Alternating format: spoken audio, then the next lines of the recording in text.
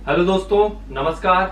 स्वागत करते हैं आपका एक और नए रिएक्शन वीडियो में। तो आज की वीडियो है, वीडियो का टाइटल है भारत का अपमान हद से ज्यादा भारी पड़ा। शायद ये वीडियो पाकिस्तान और तुर्की को लेकर है, जो हमको लगता है कि जो G20 से रिलेटेड वीडियो हो या फिर जो संसद भवन इससे रिलेटेड वीडियो देखते हैं। काफी अच्छा वीडियो है जिन्होंने बनाया है। आप इनके चैनल को जरूर सब्सक्राइब कीजिए, काफी रोचक वीडियो है। तो देखते हैं वीडियो। Let's start. नमस्कार दोस्तों, स्वागत है आपका हिंदी नॉलेज शो में। तो दोस्तों, आपको हिंदी याद ही नॉलेज होगा कि पिछले सब्सक्राइब कीजिए आप लोग। साल जब रूस यूक्रेन युद्ध की वजह से दुनिया भर में अनाज का संकट पैदा हुआ था, अनाज उस का समय संकट। भारत ने दुनिया के सभी देशों की मदद करी थी जो अनाज के लिए रूस यूक्रेन पर निर्भर थे, क्योंकि वहां से अनाज नहीं आ पा रहा था। इस वजह से दुनिया में भूखमरी का संकट पैदा होने का एक बड़ा खतरा था। भारत ने उस समय उन सभी देशों की मदद करी थी जो अनाज की कमी से जूझ रहे थे। इसी में एक देश आता है तुर्की। और उस समय आपको याद होगा कि मैंने आपको रिपोर्ट दी थी कि तुर्की ने भी भारत के सामने रिक्वेस्ट करी कि जी प्लीज हमें भी अनाज दीजिए, क्योंकि हमारे यहाँ भी खाने का संकट पैदा हो सकता है। हालांकि उस समय भारत और तुर्की के संबंध अच्छे नहीं थे, क्योंकि तुर्की बार बार कश्मीर का मुद्दा यूएन में उठा रहा था। इसके अलावा जो ऑर्गेनाइजेशन ऑफ इस्लामिक कंट्रीज है, जिसे OIC कहा जाता है, उसमें भी कश्मीर का मुद्दा उठा रहा था और पाकिस्तान का बार बार साथ दे रहा था। लेकिन भारत ने सोचा कि यार चलो छोड़ते हैं दुश्मनी, क्योंकि दुश्मनी करने के लिए तो सारी उम्र पड़ी है। आज तुर्की संकट में है, कोई बात नहीं, तुर्की की मदद करते हैं। और हमने तुरंत बड़े बड़े जो शिप्स थे अनाज से लदे हुए वो तुर्की की तरफ रवाना कर दिए। लेकिन भारत को क्या पता था कि तुर्की ऐसा विश्वासघात करेगा कि ये मदद करना हमें ही भारी पड़ेगा। दरअसल हुआ ये कि जैसे ही भारत के ये बड़े बड़े शिप अनाज लेकर तुर्की पहुंचे, तो तुर्की ने ये कहकर ये अनाज लेने से इनकार कर दिया कि जी ये अनाज तो सड़ा हुआ है, इसमें कीड़े हैं, इसे तो खाया ही नहीं जा सकता। और ये भारत के लिए सबसे करारा झटका था। वो इसलिए नहीं कि हमारा फाइनेंशियल नुकसान हुआ, हमारे पैसे गए, वो बात अलग थी। मेन मुद्दा ये था कि उन्होंने ये कहकर कि आपका अनाज सड़ा हुआ है, खाने लायक नहीं है, हमारे किसानों का अपमान किया, हमारे कृषि उत्पादों को बदनाम करने की कोशिश करी और भारतीय अनाज की प्रतिष्ठा गिराने की कोशिश करी। हालांकि उस समय भारत ने ये अपमान का घूंट चुपचाप पी लिया और तुर्की ने जो हमारा अनाज वापस किया था, तुर्की के ही एक पड़ोसी देश इजिप्ट को दे दिया।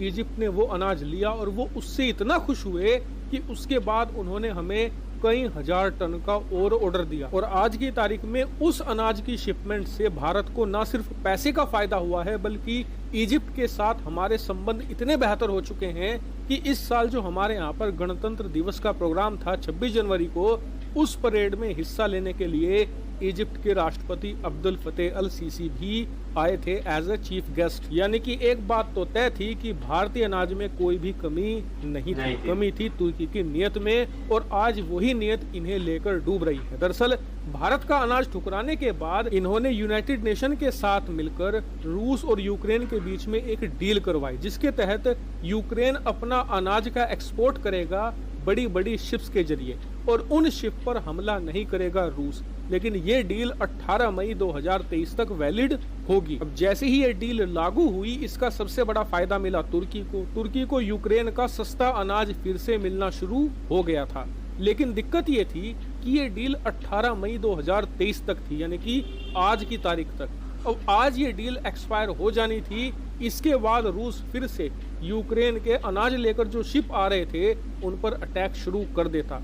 अब इस डील को फिर से रिन्यू करने के लिए तुर्की बार बार गिड़गिड़ा रहा था रूस के सामने, और पिछले 1 महीने से रिक्वेस्ट कर रहा था कि इस डील को आप एक्सटेंड कर दीजिए, बढ़ा दीजिए, वरना तुर्की में भुखमरी आ जाएगी। लेकिन रूस साफ इनकार कर रहा था इस डील को बढ़ाने से, क्योंकि रूस को डर ये था कि जिस लेवल पर यूक्रेन अनाज एक्सपोर्ट कर रहा है उससे उसकी बड़ी कमाई हो रही है, और उस पैसे का इस्तेमाल करके वो बड़े बड़े हथियार खरीदकर रूसी सेना के खिलाफ इस्तेमाल कर रहा है। और सबसे स्पेशल केस तो तुर्की का ही है, क्योंकि यूक्रेन इस समय जो बड़े अटैक रूस पर कर रहा है वो तुर्की के ड्रोन की वजह से ही हो पा रहा है। क्योंकि रूस के अनुसार तुर्की यहाँ पर भारी मात्रा में यूक्रेन से गेहूं खरीदता है, उसके बदले में वो उसे अपने बेरफ्तार ड्रोन देता है, और उन बेरफ्तार ड्रोन की मदद से वो हमारे डिफेंस सिस्टम, हमारे टैंक, हमारे आर्म्ड व्हीकल, हमारी सेना पर अटैक कर रहे हैं। इसीलिए हर हाल में ये ग्रेन डील रोकना चाहता था रूस। लेकिन अर्दोगान जो तुर्की के राष्ट्रपति हैं, वो पिछले 1 महीने से पुतिन के सामने गिड़गिड़ा रहे थे, रूस के सामने अपनी नाक रगड़ रहे थे कि किसी भी तरीके से ये डील आप एक्सटेंड कर दो। आखिरकार रूस ने बात मानी तो जरूर तुर्की की, लेकिन बहुत ही कम वक्त के लिए। तुर्की को सिर्फ 2 महीने और दिए हैं रूस ने और कहा है कि 2 महीने के बाद ये डील हम एक्सटेंड नहीं करेंगे, उसके बाद आप अपना जुगाड़ कहीं और से देख लेना। और यहीं पर अब तुर्की फंस चुका है कि 2 महीने के बाद वो क्या करेगा, कहां से अनाज लेकर आएगा।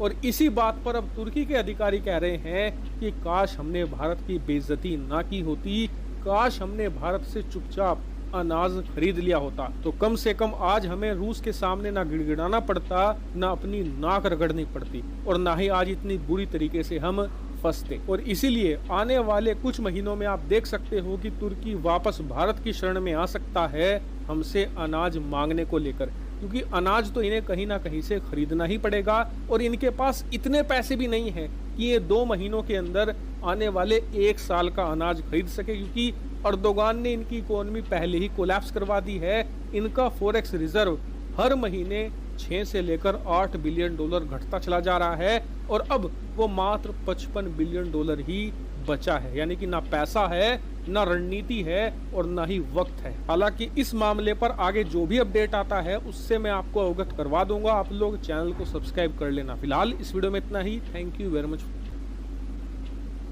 तो चलिए यहाँ पे ये वीडियो जो है वीडियो समाप्त हुआ।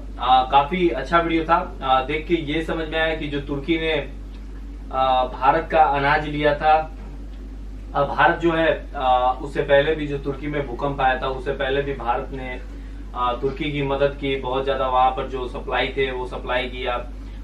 जो जरूरत की चीजें थी, जो राहत सामग्री थी उसको भारत ने पहुंचाया। लेकिन तुर्की जो है वो हमेशा जो है पाकिस्तान का स्टैंड लेता है, पाकिस्तान की तरफ से बोलता है। तो तुर्की को ये चीज सोचना चाहिए कि जो अपनी नीति है, डिप्लोमेसी है, उसको हमको स्वतंत्र रूप से रखनी चाहिए। किसी एक देश के प्रति ज्यादा झुकाव नहीं रहना चाहिए, हर देश से आप ट्रेड करें। लेकिन जो इन्होंने किया है उसका तो ये पछतावा होगा ही। अब यूक्रेन जो है, यूक्रेन से अनाज लेना तुर्की को, तो भाई जो गेहूं यूक्रेन से जा रही है तुर्की, उसका तो जो लाभ मिला तुर्की को तो मिला ही।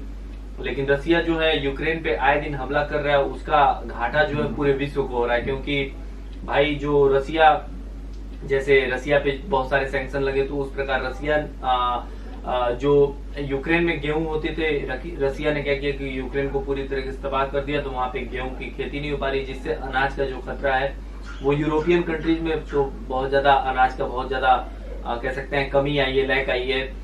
तो उसको कहीं ना कहीं पूरा करने के लिए भारत जो है, भारत में अनाज बहुत अत्यधिक मात्रा में होती है, उत्पन्न होती है। यहाँ के किसान बहुत मेहनत करते हैं।